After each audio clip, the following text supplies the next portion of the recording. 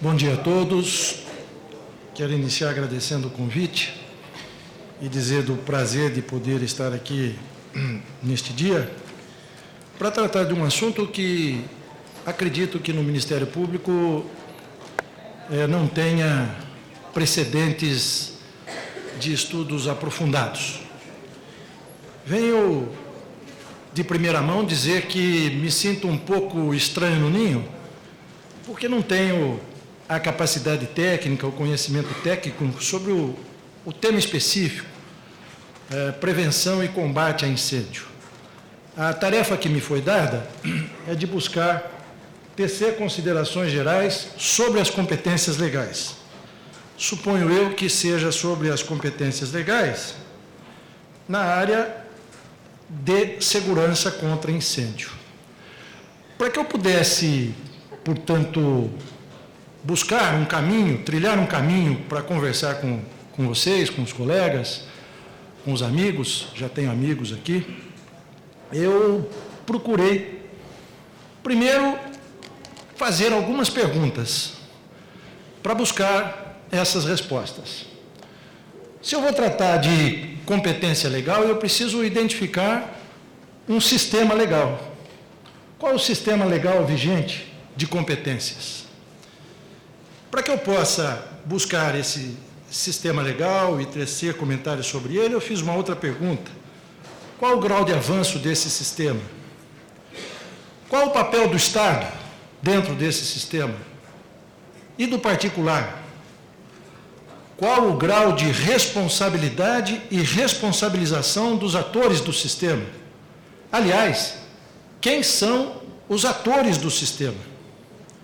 Como se organiza o sistema de segurança contra incêndio no Brasil? E buscando as respostas para essas indagações, cheguei a uma outra pergunta.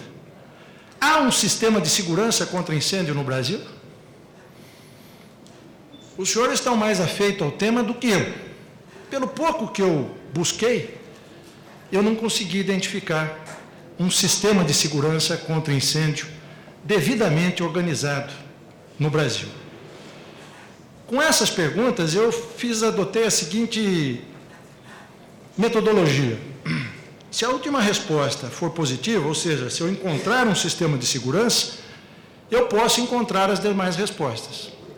Agora, se eu chegar à conclusão de que não tem um sistema, eu vou simplesmente palpitar, me desculpa a expressão, sobre as demais respostas, porque eu vou ter que construir essas outras respostas. Nós vamos ter que achar os caminhos de respostas para essas indagações.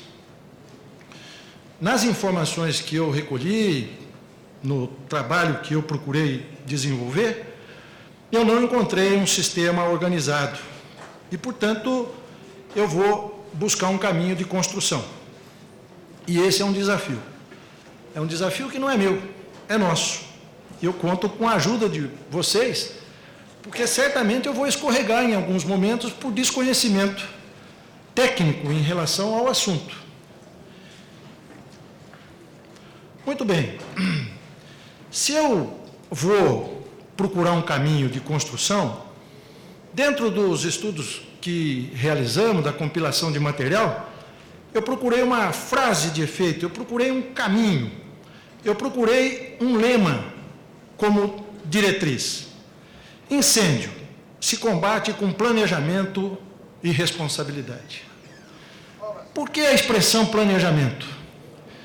Porque, sob a ótica técnico-jurídica, o planejamento vem desde o planejamento do Estado organizado na Constituição Federal, para que depois as instituições de ordem constitucional e as instituições de ordem administrativa, as instituições supremas e as instituições administrativas, consigam se conjugar em esforços para, junto com o dono dessa organização, que é o povo, buscar os caminhos de responsabilidade e responsabilização pelo sistema.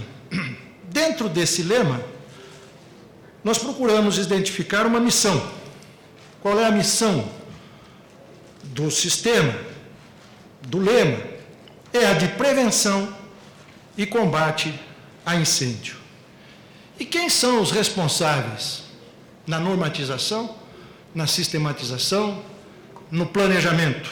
Os responsáveis, a própria Constituição indica, quando ela trata dos direitos e garantias individuais, sociais, coletivas, dos direitos políticos, dos direitos individuais e assim por diante, que é dever do Estado, mas, evidentemente, também é obrigação de todos. Agora, nesta área de segurança, ainda que seja uma área específica, segurança contra incêndio, o gestor do sistema deve ser o Estado. É função constitucional do Estado a gestão do sistema. E o que é a gestão do sistema? Em que implica essa gestão do sistema?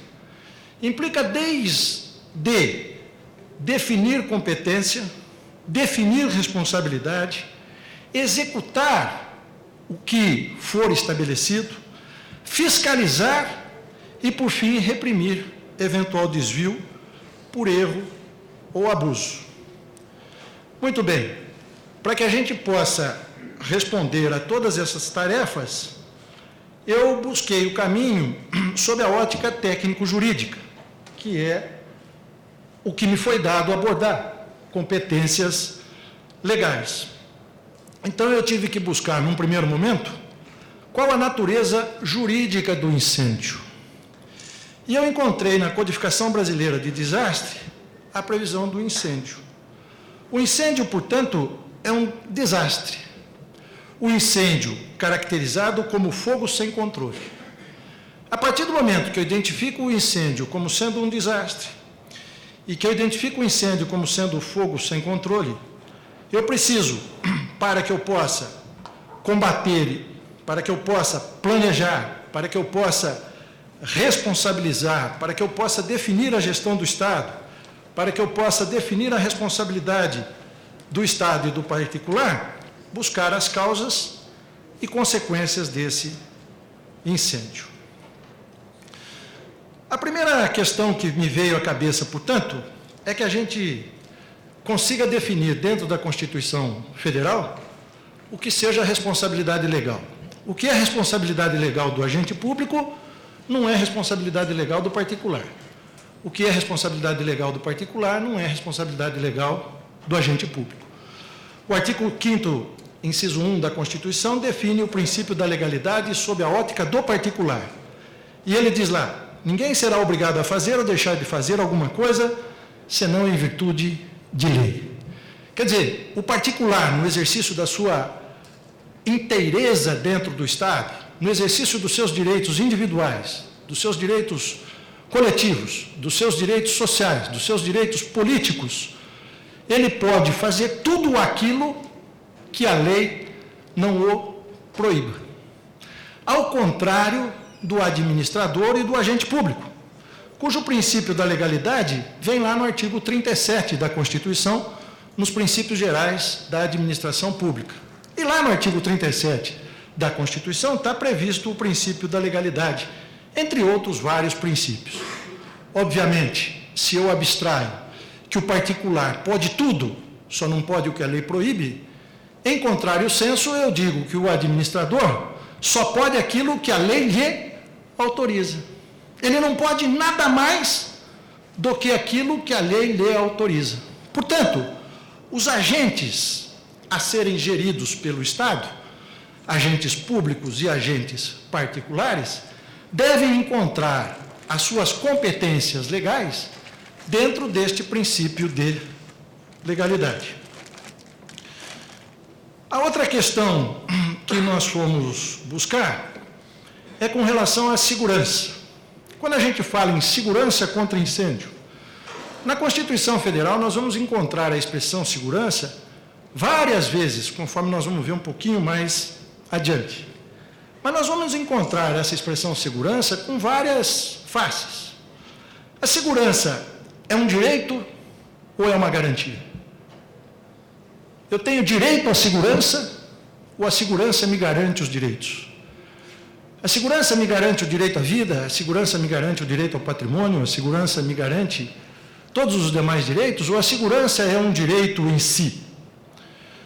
O artigo 5º da Constituição Federal estabelece quais são os direitos individuais e, dentre eles, estabelece o direito à segurança.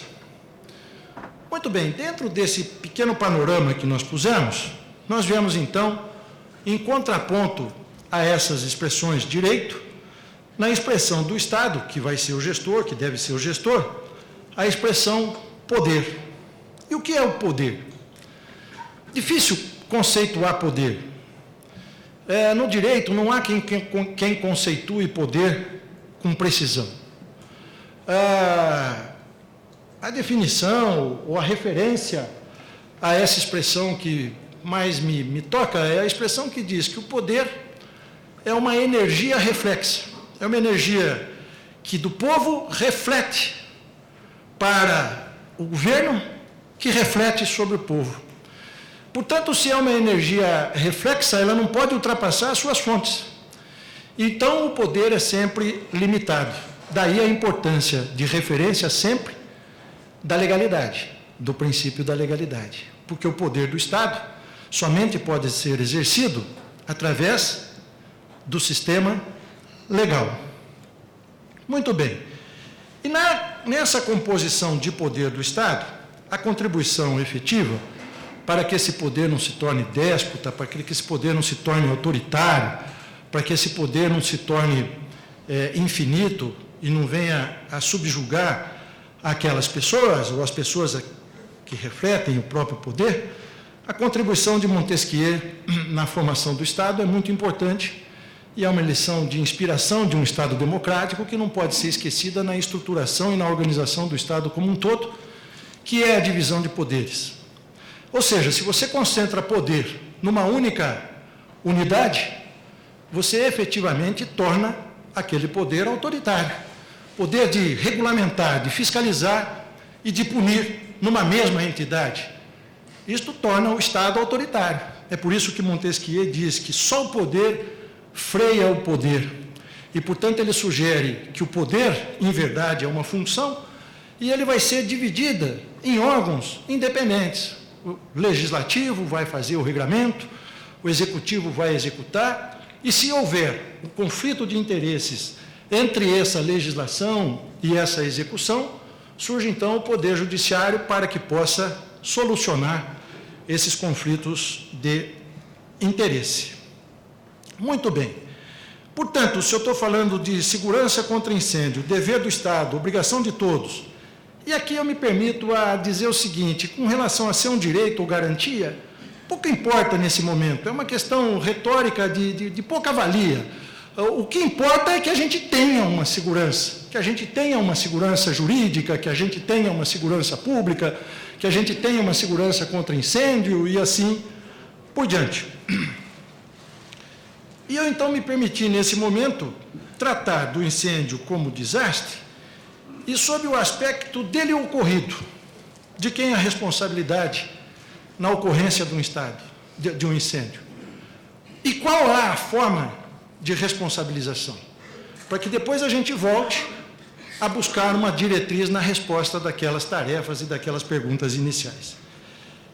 E, nesse sentido, a gente tem expresso na Constituição Federal, no parágrafo 6º do artigo 37, a responsabilidade objetiva do Estado. Bom, se o Estado é gestor e o Estado tem responsabilidade objetiva, o primeiro aspecto que a gente tem é que o Estado não pode ser omisso.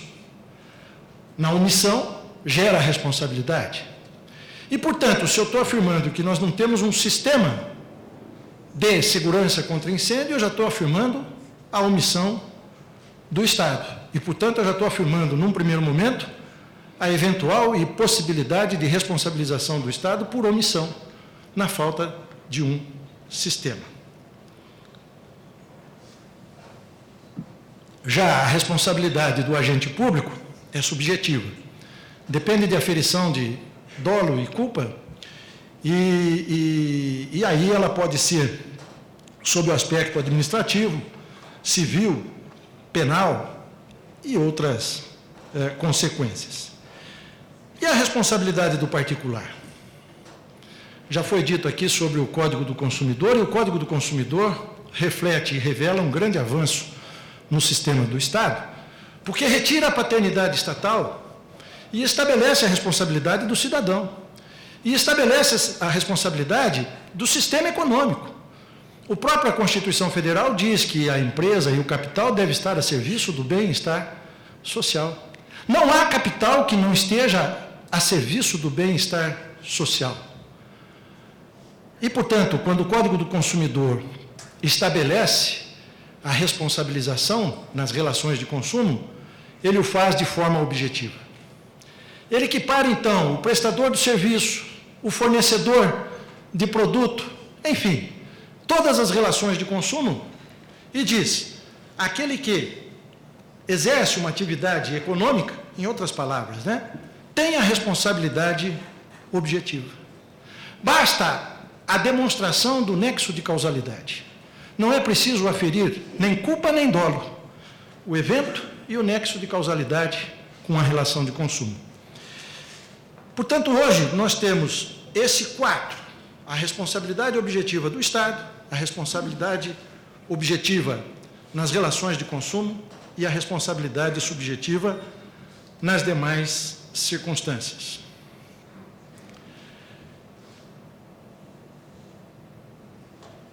Aí está os artigos do Código do Consumidor a que eu me referi, cuja leitura não precisa.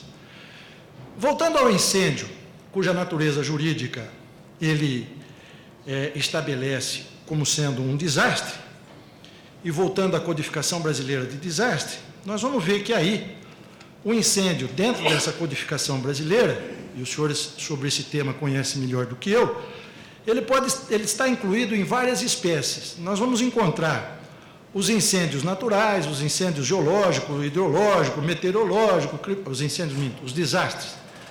E nós vamos encontrar o incêndio incluído nos desastres climatológicos em decorrência da seca, incêndio florestal. Hoje pela manhã, os jornais noticiavam um incêndio aqui na Serra da Cantareira e também ali em Jundiaí, na Serra Japi. Como é que é? Japi. Mas acho que foi outro. Cristais? Cristal. Isso. Muito bem. Com consequências ambientais, não é? Com consequências ambientais. E é aí também que eu fui encontrar a correlação de incêndio como sendo fogo sem controle. E aí vem os incêndios em áreas protegidas, incêndios em áreas não protegidas, e depois eu vou encontrar também o incêndio causado por produtos perigosos, e eu posso fazer a correlação com o Código do Consumidor, e vou encontrar também o incêndio urbano, né, os incêndios urbanos, também na codificação brasileira de desastre. O incêndio em plantas e distritos industriais, parques, depósitos, propagação descontrolada de fogo em plantas e distritos, parques, incêndio em aglomerados residenciais, propagação descontrolada de fogo em conjuntos habitacionais de grande densidade. E aqui nós poderíamos incluir as preocupações do coronel com relação às ocupações urbanas, né? As áreas de risco, as moradias individuais e assim por diante, que seriam espécies dessa tipificação que a codificação dá. Muito bem, para tratar de tudo isso, então, a gente vai buscar alguns conceitos do direito constitucional na organização política e social da nossa sociedade, para que a gente possa definir as competências legais e chegar a ver como é que a gente faz para ter um sistema organizado, decente, que a gente possa dizer assim, onde eu busco, e eu sei achar. Porque o que se percebe é que nós estamos aqui discutindo ainda a definição de competências do Corpo de Bombeiros, ainda a definição de competências da Prefeitura, ainda a definição de competência do Estado, definição de competência da União. E por que isto ocorre? Porque ainda ninguém parou, com todo o respeito, pelo que vejo, para fazer o que o Álvaro, que me antecedeu, disse. Parar de atirar para tudo quanto é lado, centrar, organizar e sistematizar. Essa é a questão que se coloca, ao meu modo de ver, de maneira relevante. O Estado é a conjunção de um povo sobre um território, com a soberania, que é o governo, e com a finalidade de buscar o bem-estar do seu povo, No caso, a nossa Constituição estabelece isso. O importante aqui para nós é sabermos que o nosso Estado, ele é uma federação, e, portanto, o poder é exercido de maneira descentralizada. A forma de governo é uma república, a alternância do sistema de poder. A forma republicana de governo, ela importa na necessidade obrigatória de uma burocracia oficializada. Todos nós temos, muitas vezes, um pouco de preconceito em relação a essa expressão burocracia, mas é porque ela é mal utilizada. É como havia, e ainda há em alguns segmentos, preconceitos com a expressão direitos humanos, relacionando direitos humanos simplesmente com direito penitenciário e assim por diante. Como se os direitos humanos não fossem inerentes a cada um de nós, desde a nossa concepção, enfim, nosso desenvolvimento e assim por diante. Da mesma forma, em relação à burocracia. O que eu quero dizer de burocracia oficializada é que não se pode admitir que num Estado democrático de direito, com a alternância do poder, se faça a alternância de todo um sistema organizado num eventual aparelhamento do Estado. A burocracia oficializada, ela impede o aparelhamento político do Estado, político-partidário do Estado. E ela estabelece responsabilidade e responsabilização perante a sociedade e perante aquele que vai exercer o poder de forma mais clara, de forma mais transparente. Não há desenvolvimento econômico, social, político, sem burocracia oficializada. Nosso sistema de governo ficou no meio do caminho. Então, hoje se diz que é um presidencialismo de coalizão, em que é preciso fazer a maioria no Congresso Nacional para que se possa, então, governar. Não preciso falar sobre essas coalizões, as consequências ou não, como são feitas ou não, não é? Fala-se de um tal de mensalão, fala-se em relação ao tema anterior, e aqui não vai, estou só retratando o que o Supremo Tribunal Federal disse, não é? Que havia lá um sistema de corrupção de partidos, ou de representantes de partidos políticos, que era da base de sustentação naquela ocasião. E o sistema social e político democrático, ou seja, a democracia, ela não é simplesmente um sistema político, ela é, acima e antes disso, um sistema social. Por que ela é um sistema social? Porque ela garante a todos a participação em todos os sistemas do Estado e a participação plural e a fruição dos frutos desse Estado. Para organizar esse Estado daquela maneira, há uma repartição constitucional de competência, onde se estabelece as competências da União, dos Estados e dos municípios. Lá, a partir do artigo 21 da Constituição, nós vamos encontrar as competências exclusivas do Estado, aliás, as competências exclusivas da União, que estão relacionadas à representação do Estado nas relações internacionais. Essas competências são indelegáveis. A União não pode delegar para os Estados, nem para os municípios, nem para ninguém. Elas têm que exercer de maneira exclusiva. Já as competências privativas da União, que estão no artigo seguinte, no artigo 22, ela pode ser delegada mediante lei. E existem as competências comuns. Se nós estamos num Estado federal e nós estamos num Estado federal cooperativista, é preciso que existam momentos em que os três entes da federação, União, Estado e município, atuem de maneira comum. E, portanto, é preciso que exista um sistema integrado entre essas competências para que haja a harmonização do sistema. O exemplo mais exitoso que nós temos de atribuição comum, e quando a gente fala isso, invariavelmente a gente dá uma risadinha, é o SUS, né? Que é o Sistema Único de Saúde, que envolve e deve envolver a União, os Estados e o município.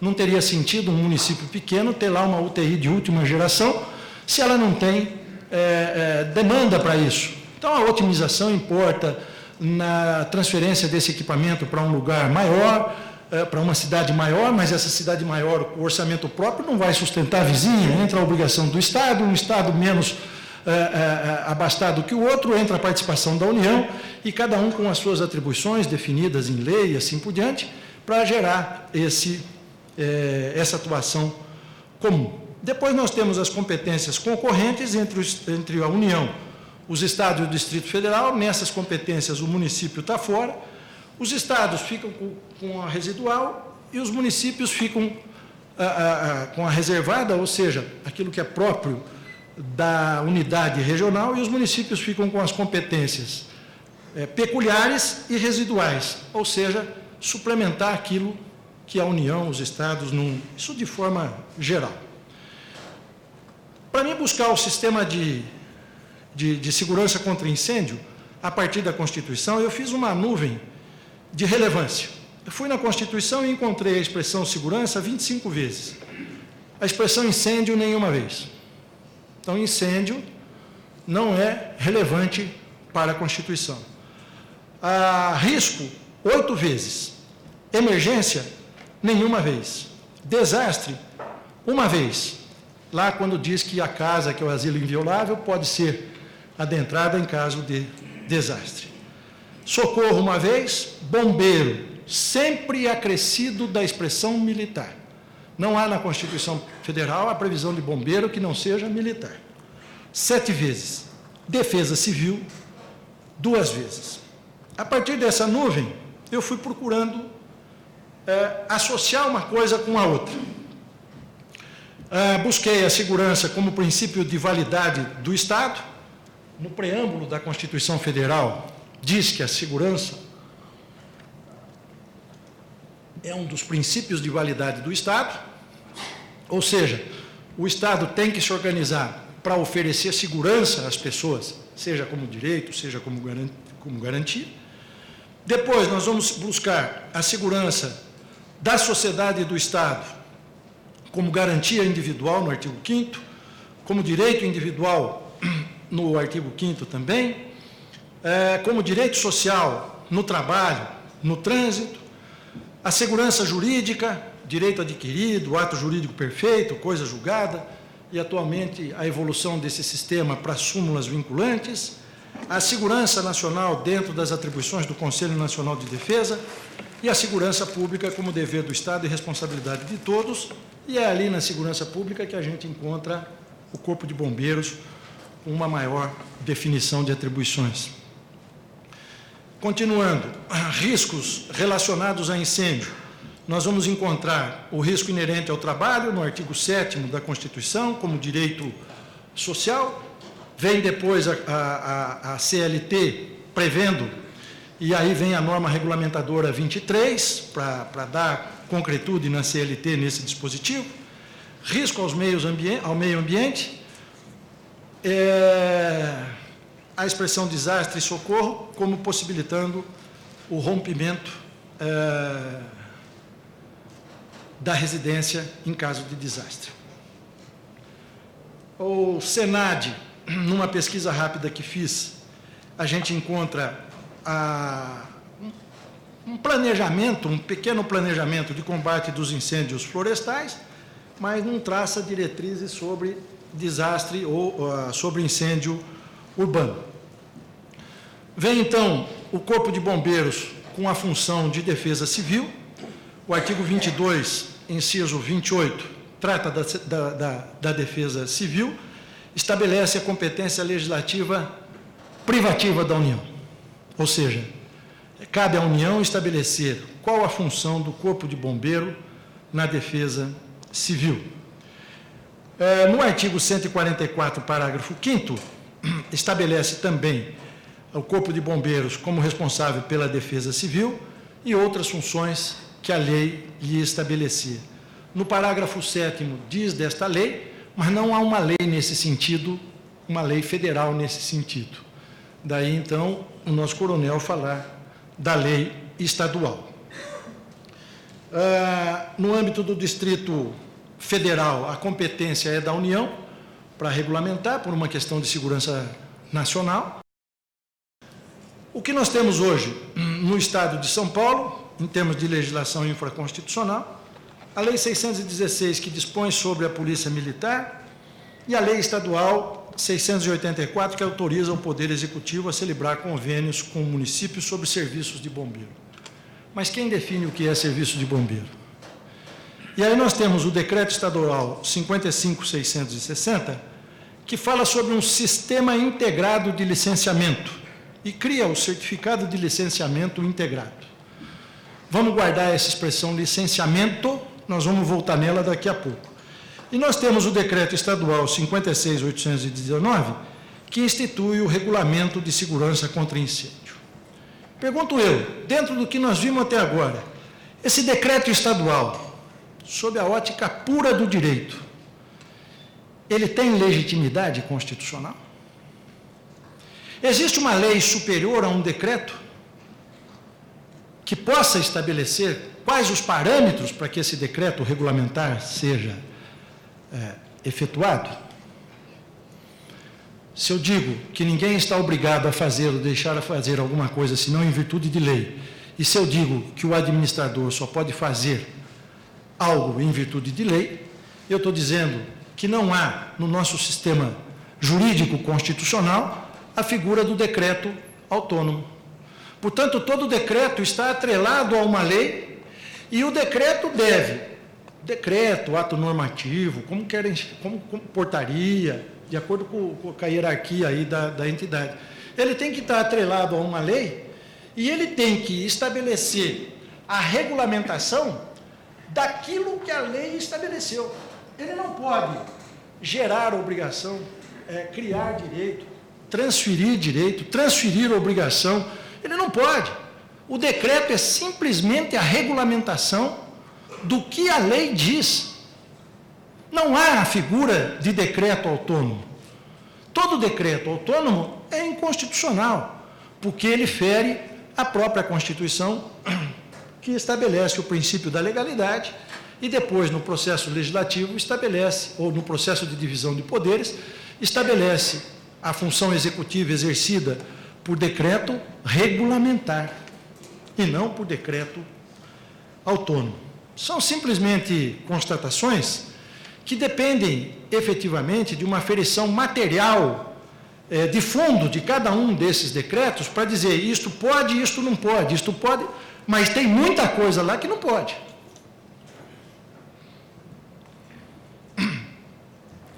Princípio. Tenho só mais 5 minutos. Me desculpe, então eu vou pular. O licenciamento, a relevância para o tema, a interface urbanística.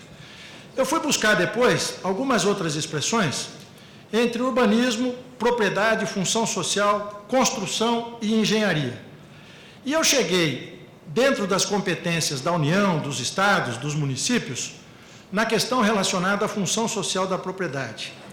E na questão da construção, e eu cheguei no Estatuto da Cidade, que me parece que é onde está a grande sacada. O Estatuto da Cidade, ele estabelece o quê? Ele vem regulamentar a ordem urbana estabelecida no artigo 182 e 183 da Constituição Federal. E lá no Estatuto da Cidade, estabelece no seu no seu artigo 2º, inciso 6, a ordenação e controle do uso do solo de forma a evitar a exposição da população a risco de desastre. E se eu tenho lá no Estatuto da Cidade essa questão relacionada à exposição da população a risco de desastre, eu tenho a risco de incêndio, que é espécie do gênero desastre. E depois eu vou encontrar que, para fins desta lei, serão utilizados, entre outros instrumentos, estudo prévio de impacto ambiental e estudo prévio de impacto de vizinhança. Mas eu não encontro nada de estudo prévio de impacto a desastre. Eu não encontro um licenciamento específico de impacto a desastre. Portanto, com essa legislação atirando para todo lado, que a gente se refere, e com esses projetos já aqui referidos, da Lei 2020, 121 em nível nacional, entre elas até com algumas disposições contraditórias, e com o projeto aqui 24/2014 em tramitação na Assembleia, a gente não consegue estabelecer esse sistema lá na frente. Ou seja, eu faço uma outra pergunta. A legislação posta e os projetos em tramitação são capazes de indicar e concretizar a ideia de um sistema de segurança contra incêndio? Por quê? Eu tenho a impressão de que, para responder, eu preciso voltar naquelas tarefas iniciais. Essa legislação posta e esses projetos apresentados definem competência com clareza? Definem responsabilidade e responsabilização com clareza? Definem execução com clareza? Definem a fiscalização? Definem a repressão do desvio por erro ou por abuso? Portanto, me parece que um caminho para um sistema seja buscar, dentro do Estatuto das Cidades, a introdução de uma normatização de princípios gerais sobre o licenciamento de incêndio. Então, acrescentaria nesse artigo 4º, aí, nesse inciso 4, um estudo prévio de impacto contra o incêndio. Porque aí, a partir do momento que você tenha isso, você pode até balizar com base nas normas da ABNT, ou com base numa outra normalização, o Inmetro, o Conmetro e assim por diante, mas você teria um parâmetro de licenciamento. E a partir do momento que você tivesse esse parâmetro de licenciamento nos estatutos da cidade, você teria não só o plano diretor, mas você teria também o código de obras harmônicos. Então, você teria a harmonização de todo o sistema. E você teria, portanto, a responsabilização dos profissionais.